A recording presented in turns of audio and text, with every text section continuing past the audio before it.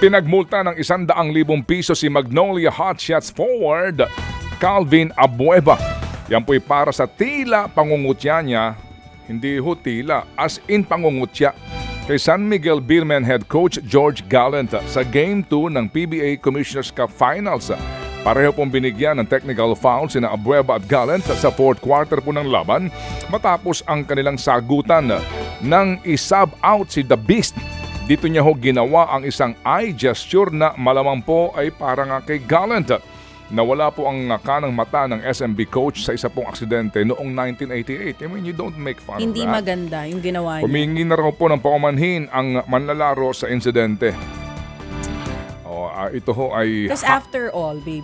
hot shots, no? Hindi hot head.